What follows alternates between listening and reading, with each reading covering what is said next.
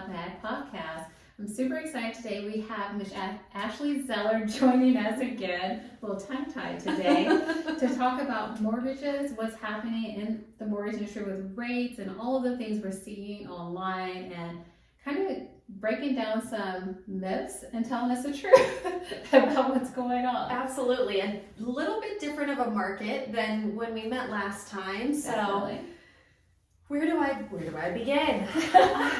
Well, in the real estate world, we're still seeing a lot of interest from buyers. People are still buying homes no matter what the rates are. They've gone up, they've gone down, they've gone up again, down again. It's kind of like, one of my good friends said, you date the rate, marry the house. So it's really about, are you finding a house you want to buy? Because there's not a lot of inventory. So what are you seeing on the back end when I'm telling these people my stories? What are you telling them?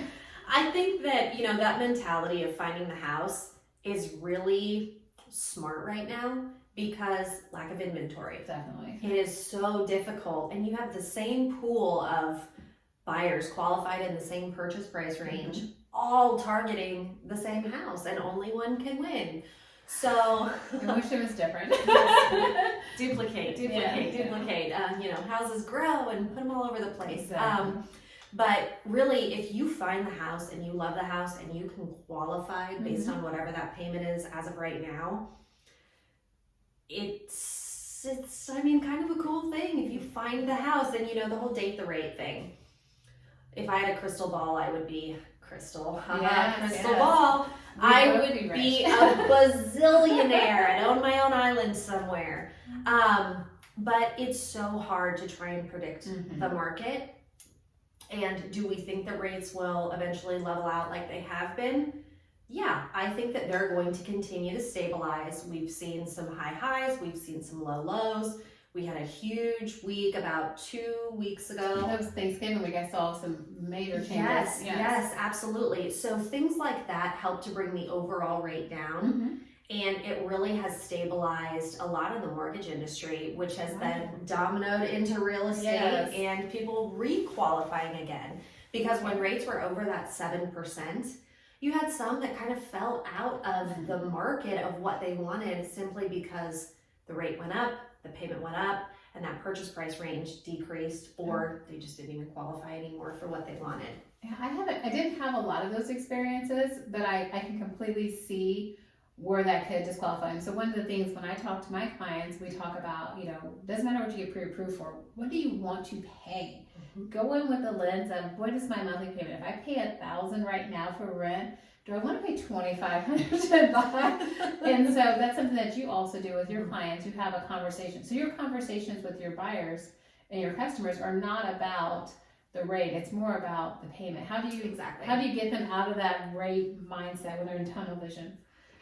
After I introduce myself and kind of give just my basic spiel, my first question to them is, what do you want your payment to be? Because then that gives me a number that I can work backwards into a purchase price range. And if it's a comfortable purchase price range, or if it's realistic, it may be much lower than they're wanting, it may be much higher than they're wanting. But figuring out that payment as a starting point and then working into that purchase price. So then you're not even focusing on rates. Exactly, because rates can change 8 times a day lately, it seems like. So rates are going to fluctuate a little bit, and the really interesting thing is that if you have, let's just say for this example, a 6.5 rate, and you go up an 1/8 to 6.625.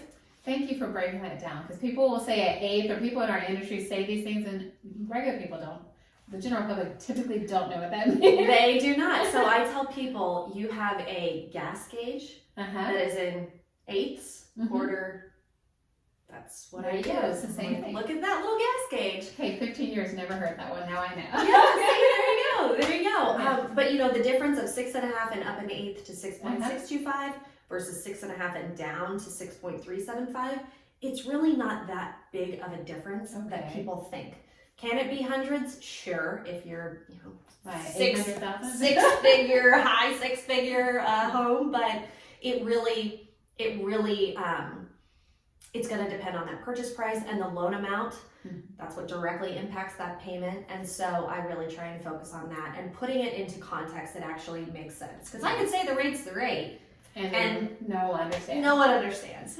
Well, and I think kind of our industry did not a disservice because it was education when we kept focusing on the historically low rate. Well, now that the rates have changed from this historically low rate, people think it's historically high. And if you go back in the studies in like the 90s and 80s, we're still not at the highest point of where interest rates are. 15, 18. Yeah, we're still super low. Yeah. We just have had a lot of changes in a short amount of time, which has made people panic. And I know we've talked a little bit, social media is such a big thing. Everyone's on social media and believing things they see. Like my kids have these whole theories about Helen Keller from TikTok. But anyway, we will not get into that conversation because it just frustrates me to no end. But we were talking about like the memes that are being posted, like, oh, this is what your payment would have been at this amount versus this amount. And I think it's kind of discouraging to the general public who don't understand these numbers may not line up, like fact check. So you did one recently. Can you tell us I did one recently based on the Topeka market, and it was very specific to a quote first time home buyer price point, which was about $160,000. And the way that we presented it was quite unique because there are so many other factors that go into the rate and PMI, homeowners insurance, property taxes. So I actually just focused on principal and interest, which is based on the loan amount, based on the interest rate. You have those two things. It's very easy. And that's universal everywhere. That's universal. That is every single lender will always be the same, no matter what, if they have the same loan amount and the same interest rate. So by starting with that and kind of laying that groundwork, that's when you can really see a side-by-side comparison of what makes sense. Some of these other larger purchase price and loan amount scenarios were possibly accurate for different markets. Maybe coastal, maybe south down in Texas, but within our market, a couple of us couldn't figure out how people were getting these numbers, and so we worked backwards and we did our best to try and figure it out, but the math wasn't mathing. One plus one was not equaling 2 at that point.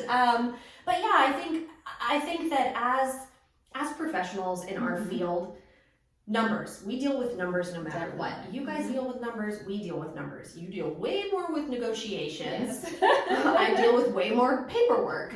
But numbers are numbers, and it's one of the most comforting things because numbers don't lie. There's no way to manipulate numbers. So being in this profession and knowing and understanding how those payments are calculated, how it all affects and impacts is huge because we get to be the teachers to people that have never done this before.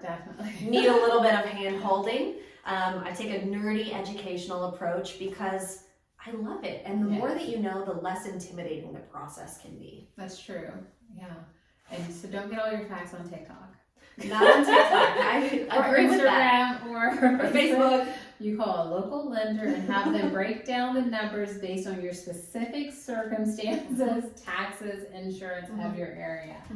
Because I do think that, you know, when we as the professionals go out there and we're not clear on our messaging, or we're complaining about rates, or we're saying all these things, the key is the market is still moving. We're still over 5.5 million homes short in America right now.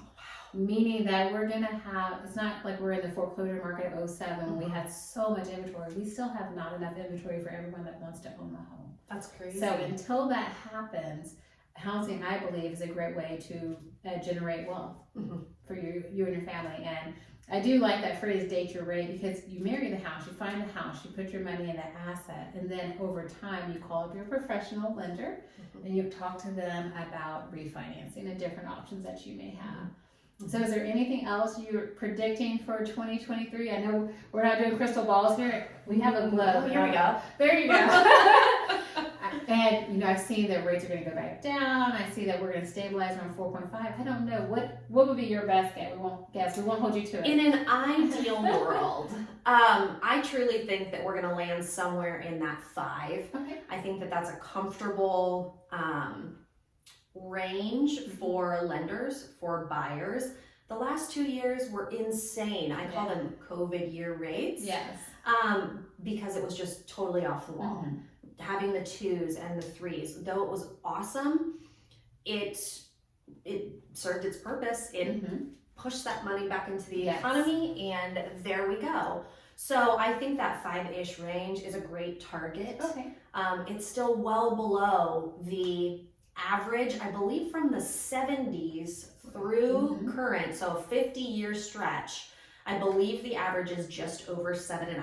Yeah, I think you're right. I remember seeing just over 7.5. So we're still in a really great position. I mean, we really are, and it's exciting that rates could fall, but they're also less than they were a couple weeks ago. So exactly, I'll take that. Well, thank you again for being our guest on the show, and we're going to have a almost quarterly, I guess it would be, a little bit more than that, conversation about the interest rates and what's going on in the mortgage world as well as real estate. So if you have any questions, make sure to comment below, send me a private message. Just really thank you. Appreciate you again. Of course. This episode of Crystal Spot is brought to you by Crystal Clear Realty.